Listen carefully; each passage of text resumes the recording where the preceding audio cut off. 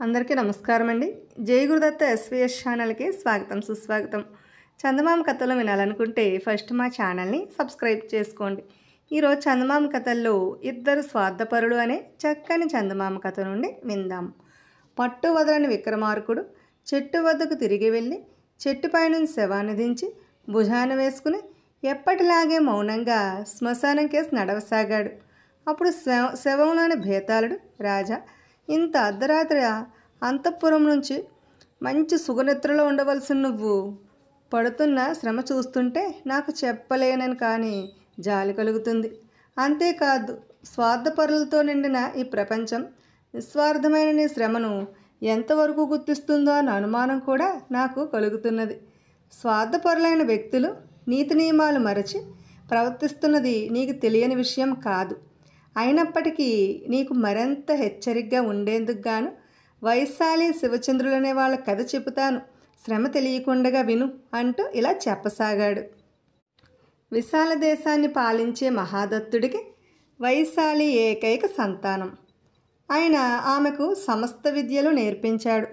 యుక్త వయసు వచ్చేసరికి అపురూప సౌందర్యరాశిగాను అమిత మేధావిగాను గణుతికెక్కిన వైశాలిని వివాహమాడేందుకు వివిధ దేశాల రాకుమారులు పోటీలు పడసాగారు. మహాదత్తుడు తగిన యువకుని చూసి వైశాలికి వరుడిగా నిర్ణయించే ప్రయత్నంలో ఒకనాడు 4-5 రాకుమారుల చిత్రాలు కుమార్తెకు అభిప్రాయం కోసం చూపించాడు. వైశాలి ఆ చిత్రాలు చూసి పెదవి విరుస్తూ, నాన్న, విశాల దేశానికి మహారాజు కాబోయే యువకుడు సహజంగా పుట్టుకతో అబ్బిన గుణాలతో సుందరపరుడు, ధీరుడు అయి ఉండాలి, కానీ అలాంటిదే నా కోరిక. ఈ చిత్రాల్లోని యువకుల్లో కృత్రిమతత్వం తప్ప సహజత్వం నాకు కనిపించడం లేదు అన్నది. వీరులుగా ఖ్యాతికెక్కిన ఆ రాకుమారుల గురించి కుమార్తె చేసిన వ్యాఖ్యలకు ఆశ్చర్యపోయిన రాజు కుమార్తె మనసును నొప్పించలేక ఊరుకున్నాడు. ఇలా ఉండగా విశాల దేశానికి ఉత్తరాన గల కేసర పర్వత అరణ్యాల్లో ఒక బ్రహ్మరాక్షసి తిరుగుతూ అక్కడి గిరిజనులను చంపి తింటున్నదని గొగ్గోలు బయలుదేరింది. ఆ వార్త పుట్టిన కొద్ది రోజుల్లోనే గిరిజనుల పెద్ద రాజదర్శనం చేసుకుని, మహారాజా, ఆ బ్రహ్మరాక్షసి హఠాత్తుగా ఏ చెట్టు చాటు నుంచో ప్రత్యక్షమై మా వాళ్ళల్లో చేతికందిన వాడిని పిడికిట ఇముడ్చుకుని ఏదో 2 ప్రశ్నలు అడుగుతుంది. జవాబు చెప్పలేని వాడిని గుడుక్కుని మింగి వెళ్ళిపోతుంది అని చెప్పాడు. ఆ బ్రహ్మరాక్షసి అడిగే ఆ 2 ప్రశ్నలు ఏమిటో తెలుసా అని అడిగాడు మహాదత్తుడు. దూరంగా ఉండే బ్రహ్మరాక్షసిని చూసిన మా వాళ్లకు ఆ ప్రశ్నలు ఏమిటో అర్థం కాలేదు. మహారాజా, రాక్షసి మాత్రం తన ప్రశ్నలకు సరైన జవాబు చెబితే పట్టుకున్నవాడిని ప్రాణాలతో వదులుతానడం మాత్రం స్పష్టంగా విన్నారు అన్నాడు గిరిజన పెద్ద. సరే, ఆ బ్రహ్మరాక్షసిని హతమార్చే ప్రయత్నం నేను చేస్తాను, మీరు మాత్రం తగు జాగ్రత్తతో ఉండండి అని మహాదత్తుడు గిరిజన పెద్దను పంపించేశాడు. తర్వాత ఆయన మంత్రి సలహా మేరకు బ్రహ్మరాక్షసి దగ్గరకు వెళ్ళి దాని ప్రశ్నలకు జవాబు చెప్పి దాని అంతు చూడగలిగిన వారికి ఒక పెద్ద సంస్థానం బహుకరిస్తానని చాటింపు వేయించాడు. అలా రోజులు గడుస్తున్నాయి, కానీ ప్రాణాలకు తెగించి రాక్షసి దగ్గరకు వెళ్ళటానికి ఎవరూ ముందుకు రాలేదు. ఏం చేయాలో తోచని అయోమయ పరిస్థితుల్లో రాజు కొట్టుమిట్టాడుతుండగా శివచంద్రుడనే యువకుడు రాక్షసి దగ్గరికి వెళ్తానంటూ రాజు అనుమతి కోసం వచ్చాడు. బ్రహ్మరాక్షసి ఎటువంటి జటిలమైన ప్రశ్న అడుగుతుందో మనకు తెలియదు. దాని క్రూరత్వం, శరీర బలం తెలుస్తూనే ఉన్నది. నువ్వు ఏ విద్యల్లో ఆరితేరిన వాడివి అని మహాదత్తుడు శివచంద్రుడిని ప్రశ్నించాడు. దానికి శివచంద్రుడు, మహారాజా, నాకే విద్యలు రావు, పొలాల్లో కాయకష్టం చేసే బతుకుతున్నవాడిని అని జవాబిచ్చాడు. ఇది విని రాజు విసుగ్గా, విద్యలు రావు, వీరుడు కావు, ఇక ఏ ధైర్యంతో రాక్షసిని ఎదుర్కోవడానికి బయలుదేరతావు? నేను బహుకరిస్తానన్న సంస్థానం మీద ఆశతో ప్రాణాలు పోగొట్టుకోకు అన్నాడు. శివచంద్రుడు వినయంగా, గెలిచినాక సంస్థానాన్ని ఏలుకునే సాటి తెలివితేటలు నాకు లేవు మహారాజా, నేను ఆశపడి రాలేదు, గిరిజనులను రక్షించగలనేమో చూద్దామనే తపనతో వచ్చాను.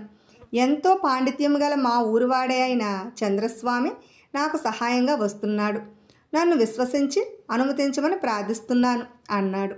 శివచంద్రుడు ముఖంలోని గాంభీర్యము అతడి మాటల్లో నిజాయితీ గమనించిన మహాదత్తుడికి అతడి పట్ల చులకన భావం తగ్గింది. ఆయన శివచంద్రుడికి తన అంగీకారం తెలియచేశాడు. శివచంద్రుడు సంతోషంగా సభాభవనం వెలుపలకు వచ్చి అక్కడ తన కోసం వేచి ఉన్న చంద్రస్వామికి జరిగిందంతా చెప్పాడు. రాజు అంగీకరించిన మాట వినగానే చంద్రస్వామి వెలవెలబోయి, ఇదిగో శివచంద్ర, నేను అరణ్యం దాపులు కూర్చుంటాను తప్పితే లోపలకు చచ్చినా రాను అన్నాడు. సరే అలాగే చేదువుగాని, ఇక బయలుదేరదామంటూ కదిలాడు శివచంద్రుడు. రాజభటులు దారి చూపగా మరునాటి మధ్యాహ్నానికల్లా వాళ్ళు కేసరరణ్య ప్రాంతానికి చేరారు. రాజభటులు వాళ్ళని అక్కడ వదిలి వెనుదిరిగిపోగానే చంద్రస్వామి ఆకాశాన్ని అంటుతున్న అరణ్య వృక్షాలకేసి కళ్ళింత చేసి చూస్తూ, శివచంద్ర, నేనిక ఒక్క అడుగు ముందుకు వెయ్యను, ఈ అరణ్యం అంచున ఇక్కడే కూర్చుంటాను అంటూ నేల మీద చతికిలబడ్డాడు.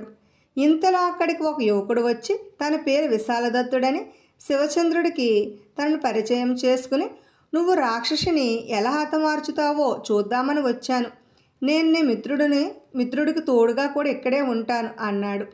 దీనికి శివచంద్రుడు చాలా సంతోషించి, నా మిత్రుడి పేరు చంద్రస్వామి, గొప్ప పండితుడు, రాక్షసు అడిగే ప్రశ్నల విషయంలో నాకు సహాయపడేందుకు వచ్చాడు. ఇక నేను అరణ్యంలోనికి వెళ్తాను అని చెప్పి బయలుదేరాడు. శివచంద్రుడు అరణ్యంలో ఒక క్రోసు దూరం నడిచేసరికి ఒక చెట్టు వెనక నుంచి వికవికమంటూ పెద్ద నవ్వు వినిపించింది. అతడు అదిరిపడి తల తిప్పి చూసేంతలో కారు నల్లని శరీర ఛాయతో ఉన్న రాక్షసి చప్పున అతన్ని సమీపించి తన గుప్పెట్లోకి తీసుకుని పైకెత్తింది. శివచంద్రుడు ధైర్యాన్ని కూడగొట్టుకుని రాక్షసి ముఖంలోకి తేరిపార చూశాడు. తన చేత చిక్కిన మనిషి చావు భయంతో కేకలు వేయకుండగా అలా చూడడం రాక్షసికి ఆశ్చర్యం కలిగింది. అది ఒక క్షణం ఆగి, ప్రళయ భయంకరమైన నా ఆకారాన్ని చూసి భయపడిన నువ్వు మందమతివా లేక అసహాయసూరుడువా అన్న అనుమానం కలుగుతున్నది. సరే, ఎవడవైతేనేం, నా ప్రశ్నలకు జవాబు చెప్పు అన్నది. ఏమిటా ప్రశ్నలు అన్నాడు శివచంద్రుడు తొత్తుపడకుండగా. భూమి మీద ప్రత్యక్షంగా కనిపించే దైవం ఎవరు అని ప్రశ్నించింది రాక్షసి. ఇదొకటేనా, ఇంకేమైనా ప్రశ్నలు ఉన్నవా అన్నాడు శివచంద్రుడు. ఇంకొక ప్రశ్న కూడా ఉన్నది.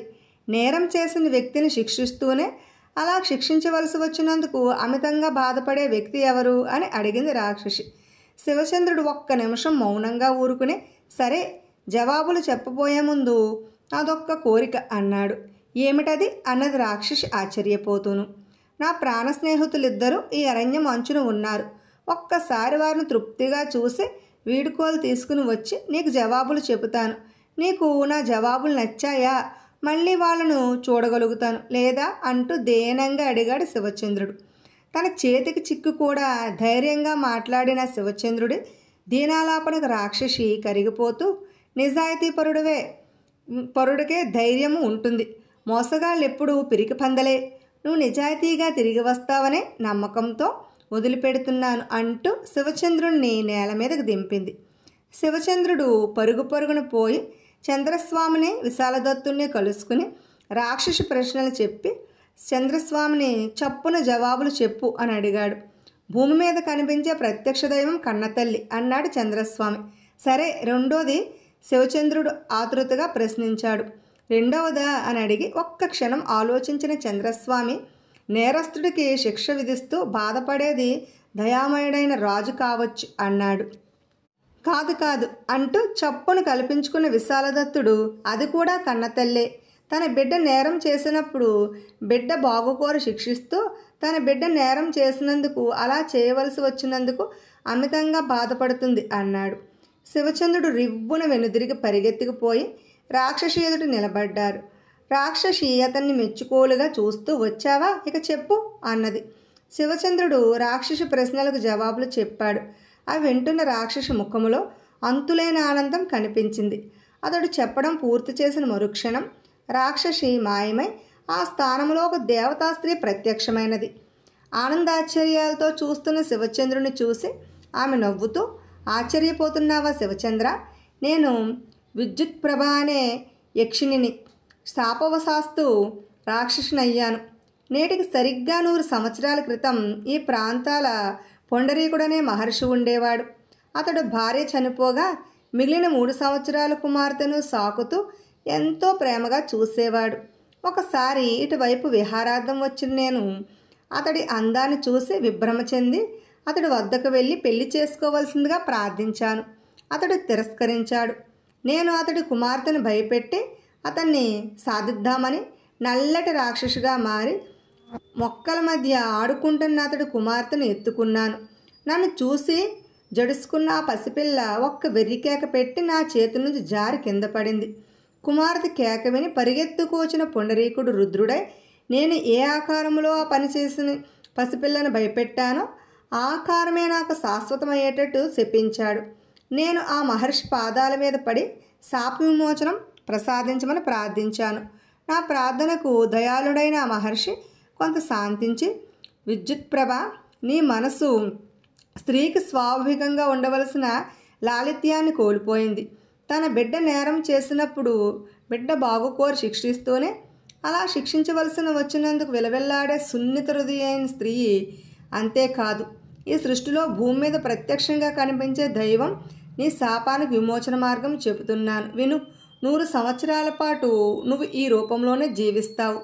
ఆ తర్వాత పైన నేను చెప్పిన దాని 2 ప్రశ్నల రూపంలో నువ్వు అడిగినప్పుడు ఎవరైతే సరైన జవాబులు చెబుతారో వారి దర్శనంతో నీకు శాపాంతం అవుతుంది అంటూ నేను నిన్ను అడిగిన ప్రశ్నలు వాటికి జవాబులు నాకు చెప్పాడు అన్నది.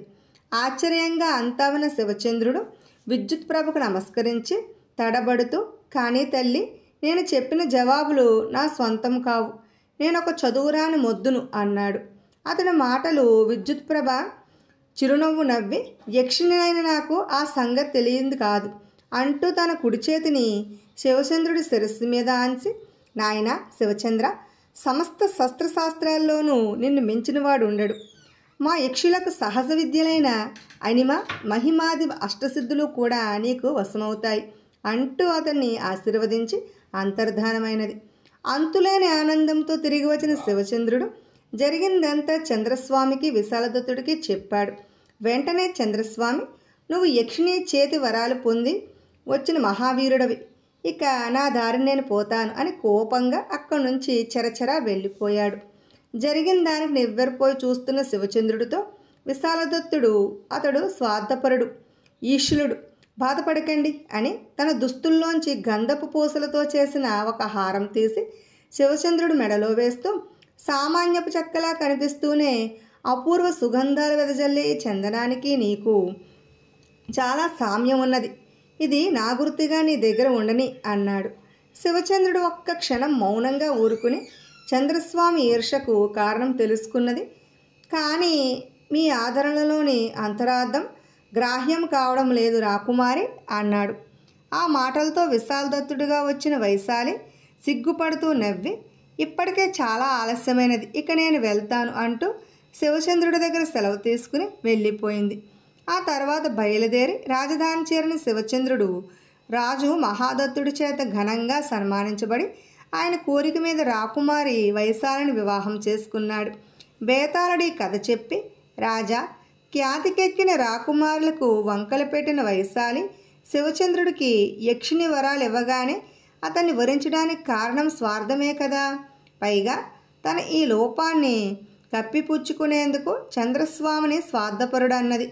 యక్షిణి వరాలు పొందిన శివచంద్రుడు ఆమెలోని స్వార్థం చింతనను గ్రహించే ఉండాలి. అయినా అతడు ఆమెను వివాహము ఆడాడంటే అందుకు కారణం రాజు కావచ్చునని మితిమీరిన స్వార్థమే కదా.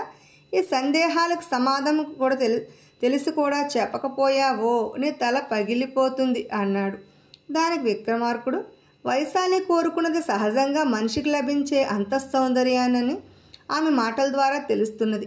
శివచంద్రుడు సాటి మనుషుల కోసం ప్రాణత్యాగానికి సిద్ధపడమే కాక తన నీతిని నిజాయితీలతో యక్షిణీ కృపకు పాత్రుడయ్యాడు. అటువంటి వాణ్ణి ఏ స్త్రీ అయినా మనస్ఫూర్తిగా వరుస్తుంది. వైశాలి ఆంతర్యం ఆదరణ గుర్తించిన శివచంద్రుడు ఆమెతో వివాహానికి ఇష్టపడ్డాడు. ఈ కారణాల వల్ల వాళ్ళను స్వార్థపరులనడం ఏమాత్రం సహేతుకం కాదు అన్నాడు. రాజుకి విధముగా మౌనభంగం కలగ్గానే బేతాళుడు శవంతో సహా మాయమై తిరిగి మళ్ళీ చెట్టెక్కేశాడు. ఇప్పుడు పెళ్లి దొంగ అనే మరో చక్కని చందమామ కథను విందాం. కాంచనపురం అనే ఊళ్ళో కుచేలయ్య అనే పేదవాడు ఉండేవాడు. ఆయన తాత తండ్రులు మంచి ఆస్తిపరులు. అయితే అతడి తండ్రి వ్యాపారంలో బాగా నష్టపోయి ఆ దిగులుతో చనిపోయాడు. అప్పటి కుచేలుడికు 5 పిల్లలు. అతడు ఉన్న ఊళ్ళో కూలీ నాలీ చేసుకుని బతకడం సాగిస్తూ ఉండేవాడు. అలా సాగించడం అవమానంగా తోచి చాలా దూరంలో ఉన్న మరొక ఊరుకు భార్యాపిల్లలతో వలసపోయాడు. అక్కడ అతడు ఎంత కష్టపడి పనిచేసినా ఆ సంపాదనతో అతడి కుటుంబం అవసరాలు తీరేవి కావు. ఇలా ఉండగా కుచేలయ్యకు ఒకరోజు ఎక్కడా పని దొరకలేదు. ఊరు నిండా చేసిన చిల్లరాపులు తీర్చకపోవడంతో ఎర్రని ఏగాని ఇచ్చేవాడు కనిపించలేదు. కడుపు ఆకలితో భగభగా మండిపోతున్నది. అంతకంటే అతడికి ఎక్కువ బాధ పెళ్ళాం పిల్లలను ఆకలి తీర్చలేకపోతున్నానే అన్నది. ఇలా తీరని ఆవేదనతో రోజంతా అక్కడ ఇక్కడ తిరిగి కుచేలయ్య సాయంత్రం అయ్యేసరికి ఒక సంపన్నుడి ఇంటి దగ్గర నుంచే వెళ్ళేవాడు. ఆ సంపన్నుడి ఇల్లంతా చాలా సందడిగా ఉన్నది. ఒక పందిరి కింద చుట్టూ దడికట్టి వంటలు చేస్తున్నారు. ఆ వంటల గుమగుమలతో కుచేలయ్యకు ప్రాణం లేచి వచ్చింది. కుచేలయ్య ఆగి వంటలు జరుగుతున్న ప్రదేశానికి జాగ్రత్తగా పరిశీలించసాగాడు. అందరూ భోజనాల సందడిలో ఉన్నారు. అతడు ఒకసారి తన మాసిపోయిన పంచె చిరిగిన చొక్కా కేసు చూసుకున్నాడు. ఈ స్థితిలో తన పెళ్లివారితో కలిసి భోజనం చేయలేడు. మరి ఏం చేయాలి? కుచేలయ్య బాగా ఆలోచించి వంట కోసం కట్టిన దడిలోకి సమయం చూసి దూరాడు. అక్కడ ఒక గారె తీసుకుని అతడు తినబోతూ ఉండగా అటువైపు ఎవరో వస్తూ కనిపించారు. వెంటనే అతడు పక్కన ఉన్న ఒక పెద్ద అండా వెనక్కు చేరి ఒదిగి కూర్చున్నాడు. ఎర్రగా లావుగా ఉన్న ఒక మధ్య వయస్కురాలు వంటశాలలోకి వచ్చింది. ఆమె కాస్త కంగారుగా ఉన్నట్టు కుచేలయ్యకు కనిపించింది. ఇంతలో దడి అవతల నుంచి ఎవరో గుండమ్మ వచ్చేటప్పుడు గుత్తి వంకాయ కూర కూడా తీసుకురా అంటూ కేకవేశారు. అలాగే అలాగే అంటూ గుండమ్మ వణుకుతున్న గొంతుతో జవాబిచ్చింది. తర్వాత ఆమె తన దుస్తుల్లోంచి ఏదో వస్తువు తీసి అటు ఇటు చూసి పులుసు ఉడుకుతున్న పెద్ద అండాకేసి నడిచింది. అయితే ఇదంతా చూస్తున్న కుచేలయ్య ఈవిడేదో వంటకాల్లో విషం కలపడం లేదు కదా అనుకున్నాడు. అంతలో అతడి చేతిలో ఉన్న గారె జారి కింద పడింది. గుండమ్మ మరోసారి అన్ని వైపులా చూసి తన గుప్పెట్లో ఉన్న వస్తువులను అండాలోకి జారవిడిచింది. ఆ సమయంలో కుచేలయ్య 4 పేటల బంగారు గోవర్ధనం గొలుసుని గుర్తుపెట్టాడు. అయితే ఆవిడ ఆ గొలుసును కాగుతున్న పులుసులో ఎందుకు పడేసిందో కుచేలయ్యకు అర్థం కాలేదు. అయితే కడుపులో ఆకలి మంట కారణంగా అతడు దాని గురించి ఆలోచించే స్థితిలో లేడు. కుచేలయ్య ఒక బుట్టలోంచి 2 బూరెలు తీసుకుని నోట్లో పెట్టుకోబోతుండగా ఎవరో అటుగా వచ్చి కుచేలయ్యను చూసి దొంగ దొంగ అంటూ అరిచాడు. మరుక్షణం కుచేలయ్య చేతిలోంచి బూరెలు కింద పడినాయి. అతడు లేచి పారిపోదాం అనుకో అంతట్లోనే 4 పనివాళ్ళు అక్కడికి వచ్చి కుచేలయ్యను పట్టుకుని తీసుకుపోయి ఇంటి యజమాని ముందు నిలబెట్టారు. వాళ్ళు యజమానితో, అయ్యా, రాత్రి దొంగను పట్టడం మహాసులువు, పగటి దొంగను పట్టడం మాత్రం మహా కష్టం అంటారు. అయితేనేం మేము ఎంతో చాకచక్యంగా వల వేసి వీడు బూరెలు దొంగిలించుతూ ఉండగా పట్టేశాం. వెళ్ళి చూడండి, పెళ్లి సందుల్లో రకరకాల దొంగలు కాచుకుని ఉంటారు. వీడు మహా ప్రమాదకరమైన దొంగలా ఉన్నాడు అన్నారు. యజమాని పరిహాసంగా నవ్వి, మీరు అంతగా చెప్పనవసరం లేదు, వీడు పెళ్లి దొంగ అన్నమాట అన్నాడు. తనను యజమాని దొంగ అన్నందుకు కుచేలయ్య కోపంతో వణికిపోతూ, అయ్యా, నేను దొంగను కాను. 4 పిల్లలకు తండ్రిగా చేసేందుకు పనిలేక ఆకలితో అలమటిస్తున్న ఒక దరిద్రుణ్ణి. నేను ఈనాటి వరకు ఆకలిని జయించాననుకునేవాణ్ణి. ఇప్పుడు ఆకలిని జయించి మీ వంటశాలలోకి పంపింది అసలైన దొంగ నా ఆకలి అన్నాడు. ఇంటి యజమాని కుచేలయ్య కేసి వినోదంగా చూస్తూ, నేరానికి శిక్ష పడవలసిందే కదా, నేరం నువ్వు చేసినా నీ ఆకలి చేసినా ఒకటే అన్నాడు. తర్వాత ఆయన పనివాళ్లతో, అతన్ని నా గదిలోనికి తీసుకురండి అని చెప్పి బయలుదేరాడు. పనివాళ్ళు కుచేలైన యజమాని గదికి తీసుకుపోయారు. అక్కడే భోజనాల బల్ల ముందు తను కూర్చుని కుచేలైన ఎదురుగా కూర్చోమని అతడికి పనివాళ్ల చేత రకరకాల వంటకాలతో భోజనం పెట్టించాడు. కళ్ళల్లో నీళ్లు గిర్రిన తిరుగుతూ ఉండగా కుచేలయ్య కడుపు నిండా భోజనం చేశాడు. నీకు భోజనం ఎందుకు పెట్టానో తెలుసా అని అడిగాడు ఇంటి యజమాని. తెలియదన్నట్టు తల అడ్డంగా ఊపాడు కుచేలయ్య. అన్నం పరబ్రహ్మ స్వరూపం అన్నమాట వినే ఉంటావు. లోకములో దాన్ని దొంగిలించి తినవలసిన దుస్థితి ఏ మనిషికి రాకూడదు. నిన్ను చూస్తే రాటు తేలిన దొంగలా లేవు. చదువు సంధ్యలు ఉన్నవాడిలా కనిపిస్తున్నావు. దొంగతనం చేయవలసిన పరిస్థితి నీకెలా కలిగింది అని అడిగాడు ఇంటి యజమాని. అప్పుడు కుచేలయ్య తన తండ్రి వ్యాపారంలో తిరిగి కోలుకోలేనంతగా నష్టపోయి ఆ దిగులతో చనిపోయిన సంగతి, ఇప్పుడు తను భార్యాపిల్లల్ని పోషించలేకపోతున్న ఇక్కట్లు గురించి ఇంటి యజమానికి వివరంగా చెప్పాడు. అంతా విన్న యజమాని పెద్దగా నిట్టూర్చి, వ్యాపారం అంటే లాభాలే కాదు నష్టాలు కూడా. సరే, ఇప్పుడు పరిస్థితుల కారణంగా నువ్వు దొంగవయ్యావు. రేపు నీ పిల్లలు గజ దొంగలయ్యే ప్రమాదం ఉన్నది. ముందు నీ ఆకలి తీర్చాను. రేపు రా, నీకు ఉద్యోగం ఇస్తాను. నీ భార్యాపిల్లలకు భోజనం పెట్టుకెళ్ళు అన్నాడు. వెంటనే కుచేలయ్య ఆయన పాదాలంటే, అయ్యా, మీ రుణం ఈ జన్మలో తీర్చుకోలేనిది. నాకు కడుపు నిండా భోజనం పెట్టారు, అది పెళ్లి భోజనం. కానీ వంటకాలు ఎలా ఉన్నాయని తమరు నన్ను అడగలేదు అన్నాడు. కుచేలయ్య ఇలా అనగానే ఇంటి యజమాని ఏదో అనుమానం కలిగిన వాడిలాగా కొనుబొమ్మలు చిట్లించి, నిజమే, వంటకాలు ఎలా ఉన్నాయి అని అడిగాడు. అయ్యా, వంటకాలన్నీ చాలా బాగున్నాయి. అయితే ముఖ్యంగా బంగారం పులుసు మాత్రం అద్భుతం అన్నాడు. బంగారం పులుసా? చెప్పదలసిందేమిటో వివరంగా చెప్పు అన్నాడు యజమాని. కుచేలయ్య అప్పుడు వంటశాలలో తను చూసింది చెప్పాడు. యజమాని స్వయంగా దగ్గరుండి అండాలోంచి బంగారు గొలుసు బయటకు తీయించాడు. అది పెళ్లి కూతురు నగ. ఆ నగను దొంగిలించిన పని మనిషి గుండమ్మను గట్టిగా ప్రశ్నించేసరికి ఆమె తన నేరాన్ని ఒప్పుకున్నది. ఆకలికి తట్టుకోలేక బూరెలు దొంగిలించి తింటూ తన పనివాళ్లకు పట్టుబడి అసలు పెళ్లి దొంగను పట్టి ఇచ్చిన కుచేలయ్య మీద ఇంటి యజమానికి మరింత ఆదరాభిమానాలు కలిగినాయి.